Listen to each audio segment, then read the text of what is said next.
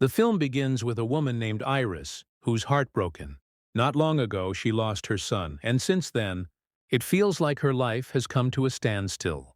Dark thoughts begin to consume her. One night, while everyone's asleep, she quietly slips a small knife into her pocket and drives off into the night. By morning, she reaches the mountains where her son is buried. There, she speaks to him with deep emotion, telling him she no longer finds any joy in life. Iris walks to the edge of the cliff, ready to jump, but just then a man shows up. He realizes she's about to end her life. Calmly, he steps in and starts talking to her. "My name's Richard," he says. "I'm not here to stop you. I just want to share something before you go." He begins telling her a story about a boy who was full of life. He loved cars and anything that gave him a thrill. But one day, while driving with a friend, he got into a terrible crash. The boy survived, but his friend didn't. The guilt and trauma crushed him for months. But when he started to recover, he realized his family had been there all along, waiting and loving him. That's when he saw how wrong he'd been to give up on life. Richard tells Iris, "Nobody really wants to die. Sometimes a weak moment just pushes us too far." Then he says, "If you still want to, go ahead. I'm leaving." And he walks away. But his words hit Iris hard, and she changes her mind. Iris turns back to her car, but notices Richard's car is parked so close that she can't open her door.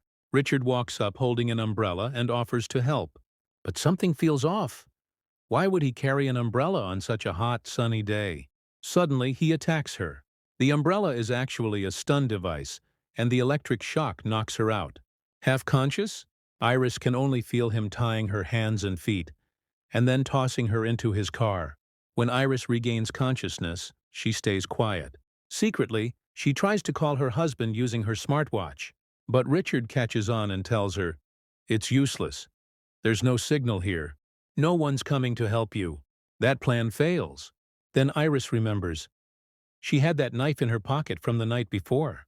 She carefully pulls out the knife and starts cutting the ropes around her wrists. To cover any noise, she keeps chatting with Richard. The moment her hands are free, she lunges at him. The car spins out of control and crashes into a tree. Both of them are hurt. Still, Iris doesn't give up. She grabs the seatbelt and tries to choke Richard with it, but he manages to wriggle free. Iris attacks again, and both of them are thrown out of the car. She holds the knife to Richard, but he just smiles and says, "Do you think I'm dumb? I injected you. In 20 minutes, your whole body will be paralyzed. You won't be able to walk, run, or even speak. So go ahead, do whatever you want for now." His words shake her. Iris runs toward the forest as fast as she can. As she runs, she feels it. Her legs are going numb. She can't run anymore and starts crawling through the forest. Richard is getting closer. She hides under the bark of a tree. But ants crawl on her, and she lets out a scream. That gives away her position. Desperate, she drags herself into a stream and lets the water carry her away. From a distance, Richard shouts, "You can't swim, you'll drown!" But she doesn't stop. Iris really can't swim, but the water carries her safely to the other side of the falls. The stream's edge is nearby. She has 1 minute left before her body shuts down. With everything she has, she drags herself to the bank. She spots a farmhouse in the distance and tries to reach it, but collapses. Now she can't move or speak. Only her eyes still work. The only thing Iris could move were her eyes. After lying there for a long time, an old man working at the farmhouse finally sees her. He rushes over and asks what happened, but she can't respond. So he starts asking yes or no questions. "Can you hear me? Are you in danger? Do you need help?" Iris blinks once to say yes and twice to say no. The old man quickly understands her signals. He gently places her in a wheelbarrow and takes her into his house. Just as the old man brings her inside, someone knocks on the door. Iris instantly knows. It must be Richard. She blinks rapidly, trying to warn the old man that the man outside is dangerous. Thankfully, he understands and hides her behind the sofa. When he opens the door, it's Richard. He puts on an act, pretending to be heartbroken. He tells the old man, "My son just died, and my wife is in shock. She's gone missing," Richard says. "Her body's paralyzed. I don't know where she is." The old man looks suspicious and asks him to call his wife. Richard lies, "I lost my phone on the way here." The old man is nearly convinced, until suddenly, a phone rings in Richard's pocket. Caught in the lie, Richard drops the act and shows his true face. "All right," he says coldly. "If you know who I really am, then tell me. Have you seen Iris or not?" The old man warns Richard that he's calling the police, hoping to scare him off. But Richard suddenly attacks. What he didn't expect was that the old man was stronger than he looked. A tough fight breaks out, and the old man holds his own, beating Richard so badly that he's left weak and breathless. The old man moves to grab the phone and call for help, but Richard finds a knife and stabs it deep into the old man's leg.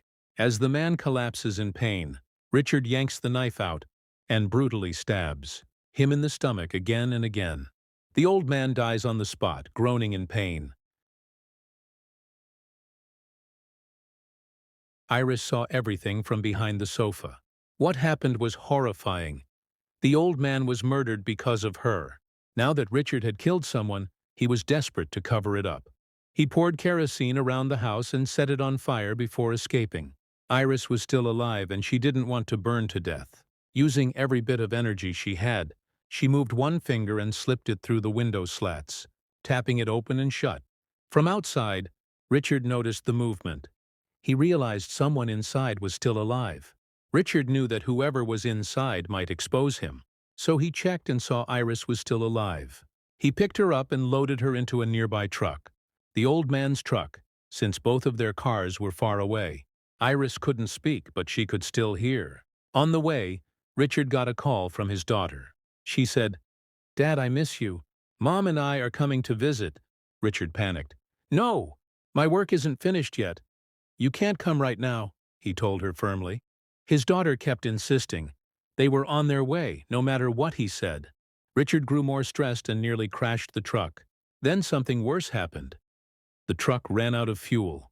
He stopped at a gas station and covered Iris with a cap, trying to hide her face and expressions. Iris, meanwhile, was doing everything she could to move. Even slightly loosening her seatbelt was a huge effort, since her body was still partially paralyzed.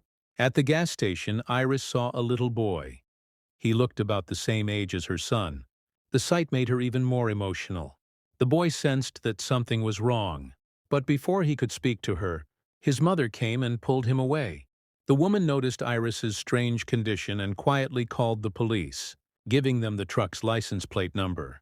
Meanwhile, Richard drove to the place where he had left his car, planning to switch vehicles and head home.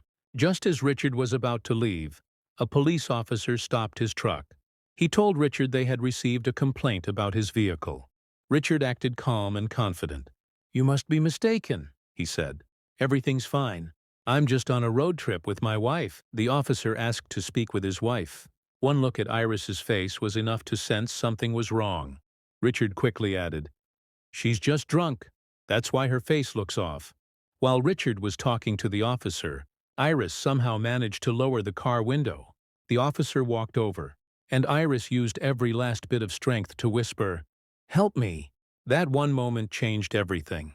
The officer looked inside the truck and found the same injection Richard had used to paralyze her. He instantly understood that Richard had kidnapped Iris. But before he could do anything, Richard realized the situation had turned against him. To protect himself, he decided to kill the officer, just like he did with the old man. Richard grabbed a heavy iron tool and struck the officer in the head. One blow was enough to kill him. Then, like before, he placed the body in the police car, set it on fire, and destroyed all evidence. Iris now felt completely hopeless. No one was going to save her. If she wanted to survive, she had to find a way herself. Luckily, the drug's effects were starting to wear off. Her voice was returning. So she began talking to Richard, trying to appeal to his emotions. She had learned that Richard had a daughter, so she tried to tug at his heart, hoping it might soften him. But how can someone who kidnaps and kills be moved by emotion? Richard wasn't fazed, so Iris grabbed the syringe and tried to stab it into his leg. But it didn't go in. Richard just laughed. "You're so weak," he mocked. "You can't hurt me." Then he added, "Actually, I've changed the plan. I was going to take you home and kill you there. But my family is on their way. "So now I've decided to take you to the stream and kill you there," he said. "I wanted to torture you slowly. I would have enjoyed it. But now my family has ruined the plan." He dragged Iris to the edge of the stream and put her into a boat. Iris, still only half conscious and weak, was quietly thinking of how to escape. Then she noticed a knife tucked into the back of Richard's waistband and came up with a new plan. She began crying and said, she told him, "There's a photo of my son in my pocket. Before I die, I just want to see him one last time. Can you take it out for me?" Richard laughed, but agreed and leaned in toward her. That's when Iris struck.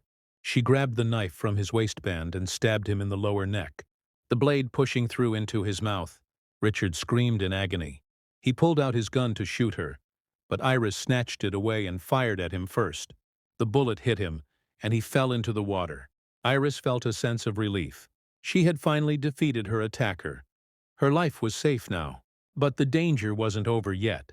She noticed a bullet had punctured the bottom of the boat, and water was rushing in fast. The boat began sinking.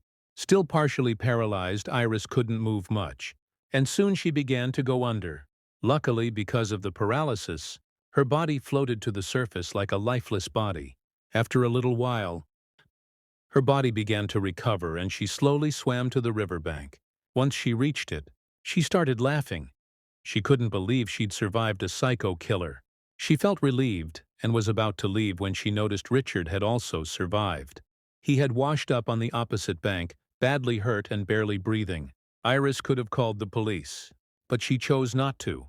She wanted revenge, so she left him there, alone, in pain, and walked away. And that's where the movie ends.